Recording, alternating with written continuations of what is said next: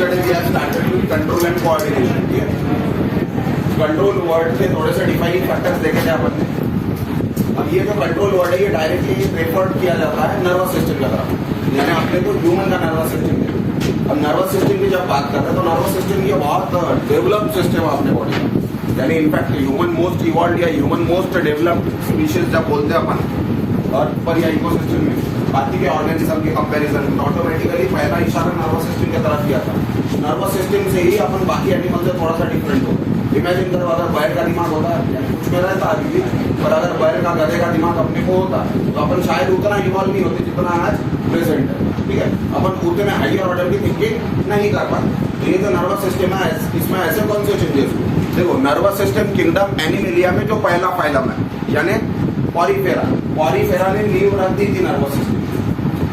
Animals अपन पढ़ना कहाँ से स्टार्ट करते हैं? पॉरीफेरा से। ठीक है, पॉरीफेरा के नीचे के जो ऑर्गेनिज्म है उनको एनिमल्स में कंसीडर नहीं करते, उनको माइक्रो ऑर्गेनिज्म में कंसीडर करते। आई बात समझ में? बैक्टीरिया में कंसीडर कर सकते हैं उनको, जैसा फॉर एग्जाम्पल अमीबा बैक्टीरिया में कंसीडर करते हैं। मैं एनिमल्स की बात कर रहा, बैक्टीरिया की या माइक्रो ऑर्गेनिज्म की बात नहीं कर रहा। जब एनिमल की बात करें तो एनिमल पढ़ना स्टार्ट ही करते हैं अपन फाइलम पॉरीफेरा से, और पॉरीफेरा के जो यानी स्टार्टिंग के पहले एनिमल्स है इकोसिस्टम में, उनमें भी नर्वस सिस्टम का कुछ पार्ट प्रेजेंट है। ऐसा नहीं बोला जा रहा है कि full fledged nervous system present है। फुल फ्लेजेड नर्वस सिस्टम आते आते फाइलम कॉर्डेट आ गया, यानी आखिरी फाइलम में प्रेजेंट है फुल फ्लेजेड नर्वस सिस्टम। पर बाकी के जो एनिमल्स हैं इनके पास पूरा नर्वस सिस्टम नहीं है, पर नर्वस सिस्टम का कुछ पार्ट तो है जो बड़े ही इफेक्टिवली तरीके से काम कर रहा है। बहुत अच्छे तरीके से वो एनिमल को रिफ्लेक्सेस देने में मदद कर रहा है। ठीक है, यानी ऐसा नहीं कि पूरा नर्वस सिस्टम प्रेजेंट है, पर जितना है वो भी काबिल तारीफ है और वो भी बहुत अच्छे तरीके से काम कर रहा है।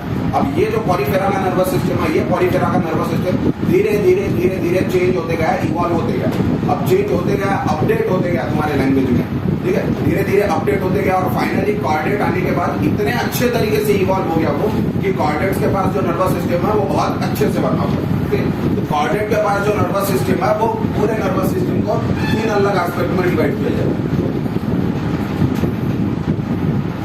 कॉर्डेट्स के नर्वस सिस्टम को 3 एस्पेक्ट में डिवाइड करते हैं। पहला आता है CNS, दूसरा आता है PNS और तीसरा आता है ANS। वर्ड याद रखने, CNS central nervous system, PNS peripheral nervous system, ANS autonomic nervous system. Central nervous system CNS word बताता है सेंट्रल, यानी बॉडी के सेंटर में प्रेजेंट है और सेंट्रल रोल है उसका, यानी पूरी नर्वस सिस्टम की भागदौड़ उसी के हाथ में, यानी घुमा फिरा के कंट्रोलिंग फैक्टर कौन है? Central. Peripheral nervous system body के पेरिफेरी में प्रेजेंट है, यानी सेंटर से दूर है। ऑटोनॉमिक नर्वस सिस्टम की बात करते हैं तो ऑटोनॉमिक समवॉट ऑटोनॉमिक है, यानी ऑटोनॉमस है, उसको किसी से इंफॉर्मेशन लेने की जरूरत नहीं, किसी का ऑर्डर मानने की जरूरत नहीं, वो खुद अपना डिसीजन ले सकता है। आई बात समझ में? सेंट्रल नर्वस सिस्टम में 2 कंपोनेंट आते हैं, पहला आता है ब्रेन और दूसरा आता है स्पाइनल कॉर्ड। पहला है ब्रेन और दूसरा है स्पाइनल कॉर्ड। अब ये जो स्पाइनल कॉर्ड है, ये स्पाइनल कॉर्ड को ही नोटोकॉर्ड करके भी रेफर करते कोई बुक। देखो, दोनों एक्चुअल में काफी हद तक सिमिलैरिटी रखते हैं, but notochord is not a spinal cord. जैसा फॉर एग्जांपल ह्यूमन में नोटोकॉर्ड प्रेजेंट है या एब्सेंट है? तुम्हारे बॉडी में नोटोकॉर्ड प्रेजेंट है या एब्सेंट है? कॉर्डेट हो तुम? अरे किंगडम एनिमेलिया में कॉर्डेट्स को बिलोंग करते हो तुम? कौन से नंबर का फाइलम है कॉर्डेट? हो गया बोलना, 10वीं हो गई कई बार, कुछ लेना देना नहीं हमको किंगडम एनिमेलिया से। कितने फाइलम है किंगडम एनिमेलिया में? 10 है कि 11 है? 11वां फाइलम है कॉर्डेट।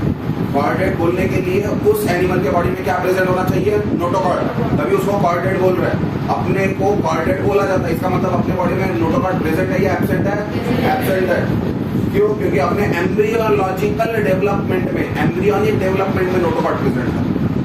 कॉर्डेट ऐसा बोलता है डिफिनेशन से कि मेरे बॉडी में कोई भी ऑर्गेनिज्म के मेरे बॉडी में नोटोकॉर्ड लाइफ टाइम प्रेजेंट हो ऐसा जरूरी नहीं, या तो वो एम्ब्रियोनिक डेवलपमेंट में प्रेजेंट हो, या लार्वल फॉर्म में प्रेजेंट हो, या अडल्ट फॉर्म में प्रेजेंट हो। लाइफ के कोई भी एक स्टेज पर अगर कॉर्डेट प्रेजेंट होता है, नोटोकॉर्ड प्रेजेंट होता है, तो उसको कॉर्डेट करके कंसिडर करना। अपने बॉडी में ऐसा कॉर्डेट प्रेजेंट नहीं मिलता है, एम्ब्रियोलॉजिकल डेवलपमेंट में मिलता है। ठीक है, हाँ, पर कुछ लोग ये स्पाइनल कॉर्ड को नोटोकॉर्ड के साथ मिसमैच करते हैं। स्पाइनल कॉर्ड नोटोकॉर्ड नहीं होता है।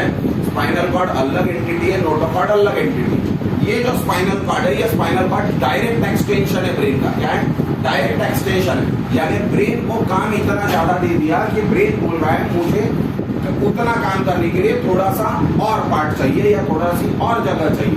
उसकी जगह बढ़ाने के लिए उस ब्रेन को थोड़ा सा और नीचे खींच लिया और उसको बना दिया स्पाइनल कॉर्ड। यानी स्पाइनल कॉर्ड ये एक्चुअल में देखा जाए तो ब्रेन का ही पार्ट है। जैसा फॉर एग्जांपल एक बहुत बड़ी स्टेम है और वो स्टेम से एक ब्रांच निकल जाती है छोटी सी, ठीक है, बिल्कुल वैसा ही एक बहुत बड़ा ब्रेन है और वो ब्रेन से छोटा सा पार्ट निकल रहा है, that is termed as spinal.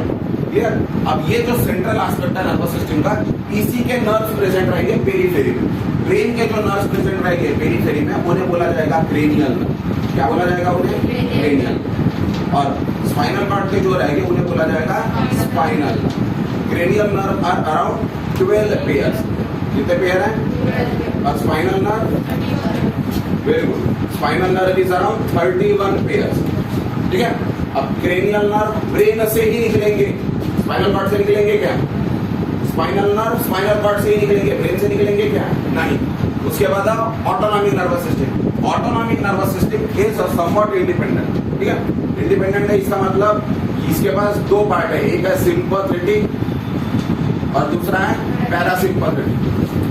अब ये सिंपैथेटिक और पैरासिम्पैथेटिक जो होता है इनके पास गैंग्लियन प्रेजेंट होते हैं, ठीक है।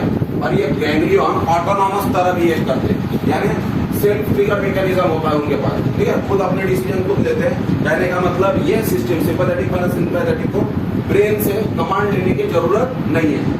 देखो ओवरऑल सीन ऐसा है कि ब्रेन अपना काम कर रहा, अब ब्रेन पूरा काम नहीं कर सकता, इसीलिए हर चीज को डिस्ट्रीब्यूट करके रखा है, हर चीज को डिस्ट्रीब्यूट करके रखा है। पर ये पूरी चीजें आखिर में किसके कंट्रोल में है? जगह फॉर एग्जांपल सिंपैथेटिक से नहीं जमा कोई का, नहीं हो रहा उससे कंट्रोल या नहीं हो रहा उससे मेंटेन, तो वो किसको भेजेगा इंफॉर्मेशन? ब्रेन। या किसको पूछेगा? ब्रेन।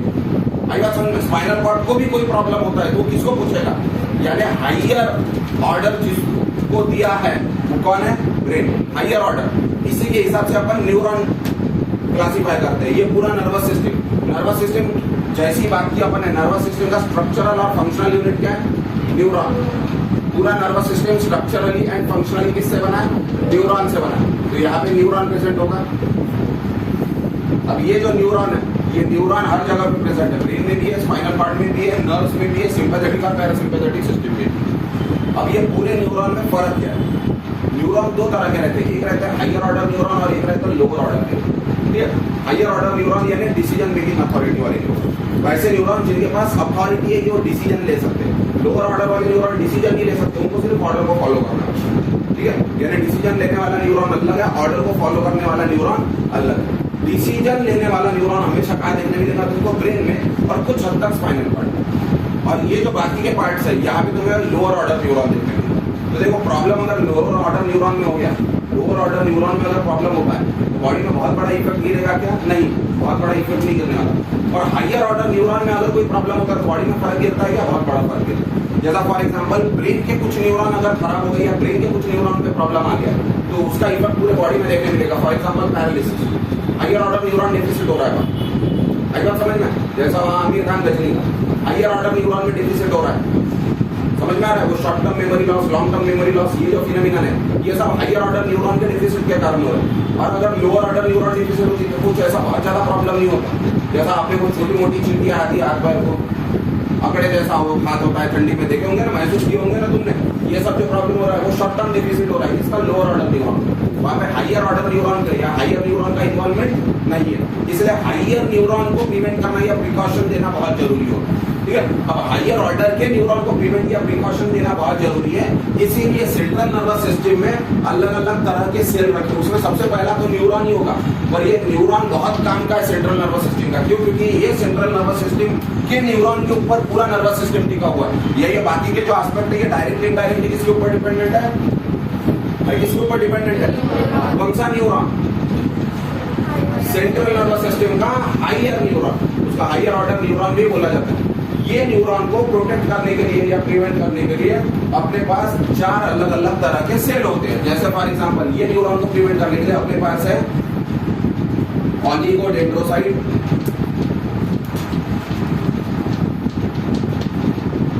माइक्रोग्लायल सेल, उसके बाद है इपेंडाइमा सेल,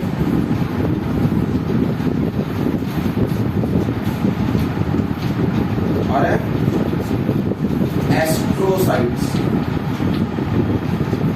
ठीक है, तो ये 4 सेल अपने को हमेशा न्यूरॉन के इर्द गिर्द देखने मिलते। इर्द गिर्द यानी हमेशा जहाँ पे न्यूरॉन प्रेजेंट है वो न्यूरॉन के इर्द गिर्द ये 4 सेल प्रेजेंट रहती है।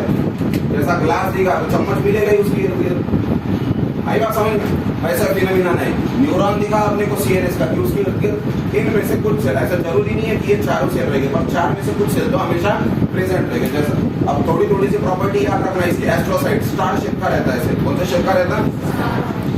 अब पूरा जो टोटल अपन पेंटिंग में स्टार निकालते हैं वैसा स्टार तो नहीं दिखने वाला वो, पर समवट वैसे दिखता है। अब उसे स्टार शेप क्यों बोलते हैं? उसे स्टार शेप इसीलिए बोल रहे हैं क्योंकि वो सेल के पास 4 या 5 कॉर्नर्स प्रेजेंट है। जैसे स्टार के पास 4-5 कॉर्नर्स प्रेजेंट होते हैं ना, वैसे 4 या 5 कॉर्नर्स प्रेजेंट है। वो कॉर्नर प्रेजेंट होने के कारण उसे एस्ट्रोसाइट। इपेंडाइमा से एक तरह का एपिथेलियल सेल है। एपिथेलियल सेल है जो सिक्रीशन सिक्रेट करने में मदद करता है। तो इपेंडाइमा सेल का काम है सिक्रीशन सिक्रेट करना, मोर पर्टिकुलरली सीएसएफ का सिक्रीशन करना। उसके बाद microglial cell. Microglial cell is somewhat phagocytic in function. क्या है? फैगोसाइटिक है। अगर कोई फॉरेन मटेरियल या फॉरेन ऑब्जेक्ट पहुंच जाता है न्यूरॉन तक तो उसको डिस्ट्रॉय करने का काम किसका है? माइक्रोग्लायल cell. Oligodendrocyte totally supporting cell है। डेंड्राइट्स प्रेजेंट होता है सिर्फ इसमें और ये टोटली सपोर्ट करता है न्यूरॉन को। ऐसे मोटे मोटे एक लाइन में फंक्शन याद रखना है, पर ये नाम तो हमेशा याद रखना कि न्यूरॉन के साथ ये सेल अपने को देखने मिलेंगे सीएनएस में, क्योंकि ये जो सेल है ये सेल अपने को पीएनएस और एएनएस में आमतौर पर देखने नहीं मिलते। क्या होगा वो याद रखना, आमतौर पर देखने नहीं मिलते। ठीक है, अब नर्वस सिस्टम ये ऐसा पार्ट है जो कंटिन्यूअसली अंडर रिसर्च है, अंडर R&D चल रहा है। वो रिसर्च और डेवलपमेंट कंटिन्यूअसली हो रहा है इसके बारे में अपने पास पूरी इंफॉर्मेशन है। काफी इंफॉर्मेशन है पर पूरी इंफॉर्मेशन नहीं है। अभी काफी सारी इंफॉर्मेशन और एड ऑन होते जा रही है। इसका मतलब सब्स्टिट्यूशन और एडिशन समीशन दोनों नॉलेज का चलेगा फ्यूचर में। तो अपन फाइनल ऐसा नहीं बोल सकते कि डॉट ये जो स्ट्रक्चर है ये सिर्फ सीएनएस में देखने मिलता। मोस्ट प्रिसाइजली अपने को सीएनएस में देखने मिलता, पीएनएस और एएनएस में देखने नहीं मिलता। अपने को एविडेंस नहीं मिले। आगे हो सकता है कि इसी के कारण पीएनएस एएनएस बना है, तो हो सकता है ये स्ट्रक्चर पीएनएस और एएनएस में भी प्रेजेंट हो। पर पीएनएस में अपने को 2 अलग तरह के सेल देखने मिलते हैं न्यूरॉन के साथ। एक देखने मिलता है शॉन सेल और एक देखने मिलता है सैटेलाइट सेल। पीएनएस में न्यूरॉन तो प्रेजेंट है ही है, पर न्यूरॉन के साथ अपने को 2 अलग सेल देखने मिलते हैं। एक देखने मिलता है शॉन सेल और दूसरा देखने मिलता है अपने को सैटेलाइट सेल। और सिंपैथेटिक पैरासिम्पैथेटिक में न्यूरॉन लिख के ही छोड़ रहा हूं। क्यों? क्योंकि कौन सा सेल देखने मिलते तुम्हारे को छोड़ दिए होंगे। थोड़ा पढ़ो लिखो रिसर्च करो ढूंढो बाद में बताओ। आई बात समझ में? जनरली न्यूरॉन तो प्रेजेंट रहेगा क्यों? क्योंकि नर्वस सिस्टम का पार्ट है वो, पर उसको हेल्प करने के लिए सबऑर्डिनेट करने के लिए कौन से तरह के सेल रहेंगे ये अपने को उतना इफेक्टिवली अभी फिलहाल पता नहीं। ठीक है, नर्वस सिस्टम बहुत डायनेमिक वोलाटाइल है, कंटिन्यूअसली चेंज हो रहा है और इसमें काफी सारे नए नए इनोवेशन और नए नए रिसर्च हो रहे हैं। काफी नई नई चीजें अपने को कंटिन्यूअसली पता चल रही है। आज से 40-50 साल पहले ये सेल का नाम ही नहीं था। 40 साल पहले जिन्होंने 12th की एग्जाम दी तब भी हुआ करता होगा ना 12th के बिना पढ़े लिखे ही लोग लग गए। पढ़ाई तो किए होंगे ना, तब जो पढ़ाई किए तब ये सेल नहीं थे। अब देखो तुम 40 साल बाद पढ़ रहे हो तो ये सेल है। अभी और 40 साल बाद अगर कोई पढ़ता है तो ये सेल के भी सबऑर्डिनेट सेल मिलेंगे तुमको। कंटिन्यूअसली चेंज हो रहा है। आएगा समझ में? तो आंसर लिखते समय अपने डॉट नहीं देने का, जस्टिफिकेशन ऐसा देने का कि दोनों जैसा ऑप्टिमिस्टिक कंक्लूजन बोलते हैं ना अपन, दोनों बताना, आप भी बताना ना भी ना बताना, पर अपना ज्यादा इंक्लिनेशन किसके तरफ होना चाहिए? हाँ के तरफ, पॉजिटिविटी की तरफ। आई बात समझ में? उस इफेक्ट से ही आंसर लिखने का या उस इफेक्ट से ही लैंग्वेज को ट्विस्ट करने का। अब सबसे पहले आओ ब्रेन की तरफ। ब्रेन से स्टार्ट कर रहे हैं अपन। तो पहला पार्ट जो है नर्वस सिस्टम का वो है ब्रेन। जब ब्रेन की बात करते हैं तो brain the vital part of the body. The vital part एक ही होता है, पेयर में नहीं होता। एक भी ठीक तरह से काम नहीं करा पाते अपन उससे। ठीक है, वो एक ही तो भारी है। एक दिमाग से तो इतना रहेगा मतलब अगर इंसान को 2 या 3 दिमाग होते तो इमेजिन करो फिर। अब ब्रेन जो होता है, ये ब्रेन का वॉल्यूम और वेट दोनों अलग चीज है।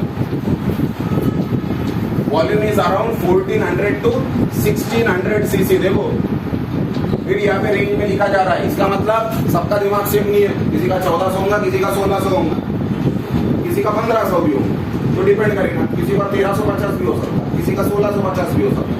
There is always an exception. ठीक है, वेट की अगर बात करते हो तो वेट इज अराउंड 1.5 kg। कितना है वेट?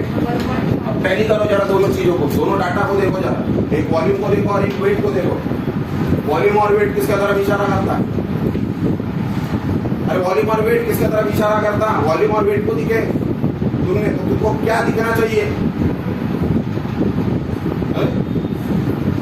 ऐसा केमिस्ट्री पढ़ रहे हो? वॉल्यूम और वेट के तरफ जैसे ही ध्यान दिए अपना इन्फरेंस किसके तरफ निकलना चाहिए? डेंसिटी। अब वॉल्यूम और वेट से क्या निकालते हैं अपन? आर्किमिडीज प्रिंसिपल सुने थे क्या कभी? देखो तो क्या है डेंसिटी का फॉर्मूला? कैसे निकालते डेंसिटी? यानी वॉल्यूम को मास वेट से डिवाइड करते, हाँ, वेट को वॉल्यूम से डिवाइड करते। दोनों को डिवाइड करने के लिए दोनों के ऐसा यूनिट क्या होने चाहिए? समझ में आता है ना? करो डिवाइड, क्या है आंसर? अब वो तो जमेगा अभी डिवीजन, ये उतना मैथ्स भी नहीं आता अपने को। मेरे को लगा मेरी सब्जेक्ट में तकलीफ अपने को हर सब्जेक्ट में।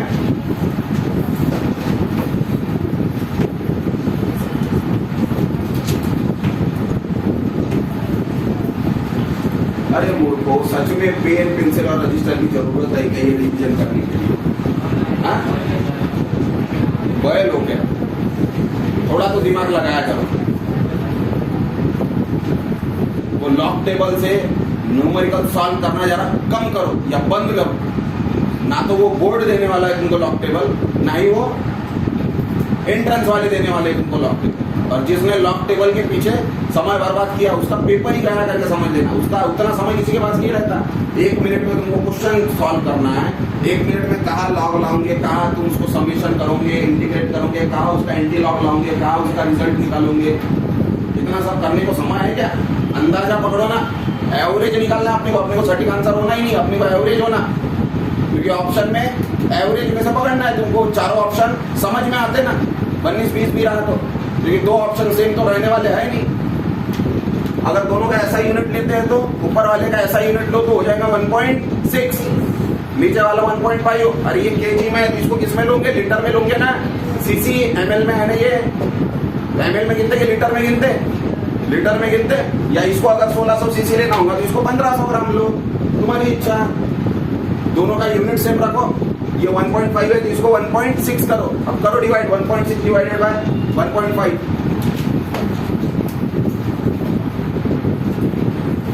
क्या है डेंसिटी का फॉर्मूला? मास अपॉन वेट को वॉल्यूम से डिवाइड करना है। वेट है 1.5 और वॉल्यूम है 1.6। 1.5 को यानी 15 को 16 से डिवाइड कर रहे हैं। 15 को 16 से डिवाइड कर रहे हैं, थोड़ा फर्क है। यानी 1 तो नहीं आएगा, 1 से कम आएगा, यानी 0.9 आएगा। हो गया, आपने को उतना ही होगा। क्या आएगा? 0.9 आएगा। ये 0.9 डेंसिटी आपकी तरह इशारा कर रही है। 0.9 जैसे ही सुने तुमने डेंसिटी 0.9 है, तुम्हारे दिमाग में क्या आना चाहिए? सबसे पहला यही तो बोल रहा हूं मैं, इस तरह से सोचते आना ही चाहिए अपने को, तो ही समझ में आएगा वो कंसेप्ट।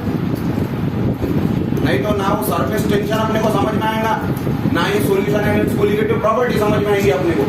केमिस्ट्री में और फिजिक्स में मुर्गो, बायोलॉजी के चैप्टर के नाम नहीं है वो।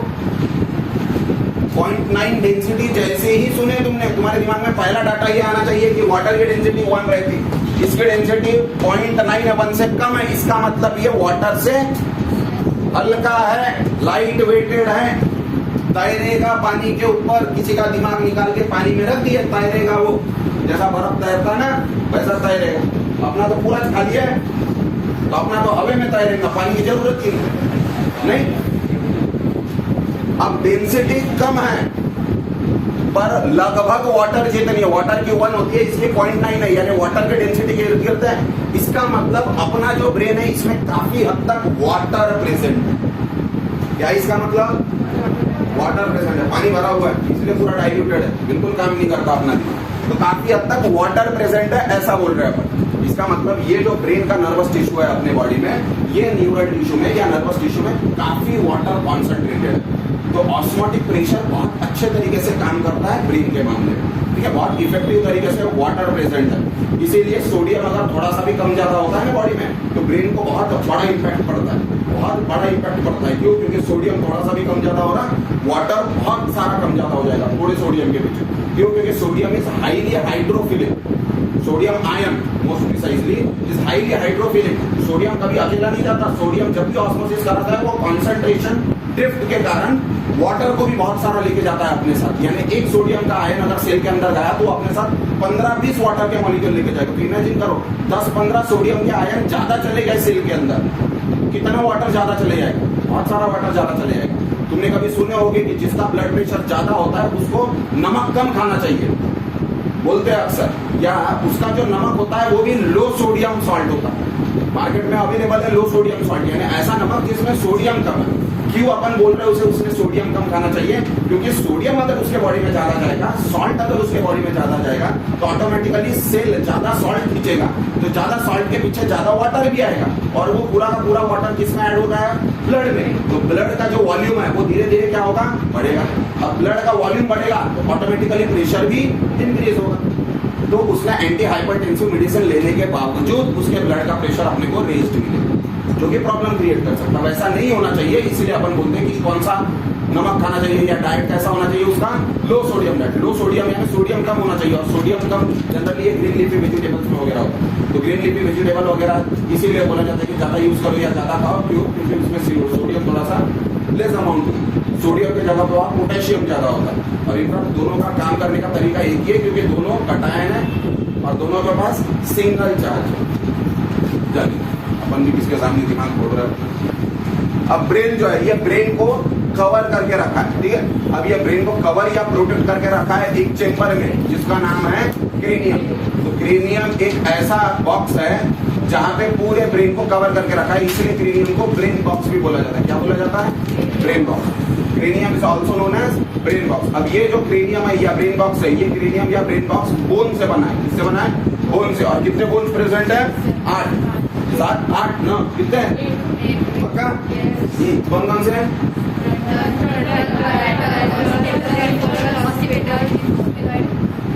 6 हो गए। 6 नाम लिए, frontal, parietal, temporal, occipital, sphenoid की तुम 6 नाम लिए तुमने। और 8 है ना? हाँ, तो बोलने का वैसे पैराइटल और ऑसिपिटल डबल है, बाकी सब सिंगल है। तो अपने पास 8 बोन है। ये 8 बोन ने मिल के ब्रेन बॉक्स बना है, ठीक है। अब ये ब्रेन बॉक्स का क्या काम है? चालू ही कीजिए कहानी। ब्रेन जो है द वाइटल पार्ट है बॉडी का, द वाइटल पार्ट है, यानी बहुत ही ज्यादा जरूरी है। पूरे घर की तिजोरी कहाँ रखते हैं अपन? तुलसी के पास। कहाँ रखते? बाउंड्री वॉल के पास, बाउंड्री गेट के पास। अरे तिजोरी आने घर में थोड़ा मोटा लिक्विड तो होता ही है हमेशा, कुछ अमाउंट में लिक्विड तो हमेशा प्रेजेंट है अपने घर में। बस 0-0 का फर्क है, किसी के घर में 1000 रुपए होगा, किसी के घर में लाख रुपए होगा। करोड़ों से लिक्विड रखने वाले अपन तो है नहीं, तो उतना लिक्विड रख नहीं सकते अपन घर पे। तो इतना लिक्विड जो प्रेजेंट है अपने घर पे कहाँ रखते हैं अपन? सोफे के नीचे, कोई बर्तन में, सिलेंडर के नीचे, तुलसी के सामने, ऐसा रखते क्या? रखने के लिए एक स्पेशल बॉक्स या कबर्ड अपने पास प्रेजेंट है। कुछ लोग उसको अलमीरा भी बोल सकते हैं, कुछ लोग तिजोरी भी बोल सकते हैं, वो तुम्हारे ऊपर है, तुम क्या बोलना चाहते हो उसे। ये जो वॉल्ट है, ये वॉल्ट को बहुत सेफ जगह पर रखते ना अपन, रखते या नहीं रखते? वैसे ये अपने दिमाग जो इतना वाइटल है ब्रेन, ये पूरे दिमाग को या ब्रेन को बहुत अच्छे जगह पे वॉल्ट में रखे। वो वॉल्ट को बनाने के लिए क्रेनियम की मदद ली, यानी क्रेनियम से बहुत अच्छा वॉल्ट बना। तो फंक्शंस ऑफ क्रेनियम पूछे जाते हैं क्वेश्चन में। What are the functions of cranium? सबसे पहला फंक्शन क्या है क्रेनियम का? सबसे पहला फंक्शन है प्रोटेक्शन कराना। किसका प्रोटेक्शन कराना? समझ में आ रहा है? किससे कराना? अरे प्रोटेक्शन कराना ब्रेन का, किससे करा रहा? वही तो पूछ रहा हूँ। नहीं होता क्रेनियम तो क्या होता? उड़ जाता क्या दिमाग? सनलाइट से प्रोटेक्ट कर रहा क्या वो? एयर से प्रोटेक्ट कर रहा क्या वो? नहीं। तो किससे कर रहा? फॉरेन मटेरियल से। स्किन है, स्किन नहीं कांटेक्ट में आने देगी फॉरेन मटेरियल को। Skin first line of defence है ना। इधर है क्या बोन? क्रेनियम जैसे ऐसे ब्लेड, फिर भी फॉरेन ऑब्जेक्ट नहीं जा रहा ना, तो बोन की ही कवरिंग होनी चाहिए। ऐसा कोई थंब रूल तो है नहीं। फिर एब्डोमेन में है क्या कोई बोन? नहीं है। छू के देखो अपने एब्डोमेन, अपनी एक पेट को ढूंढेगा, है क्या वहां पे बोन की कवरिंग? नहीं है। बोन की कवरिंग नहीं है, इसका मतलब फॉरेन ऑब्जेक्ट जा रहा क्या वहां? नहीं जा रहा। क्यों नहीं जा रहा? क्योंकि स्किन प्रेजेंट है। वो skin first line of defence है ना, उसने प्रिवेंट कर दिया ना, वो काहे को जाने देगा?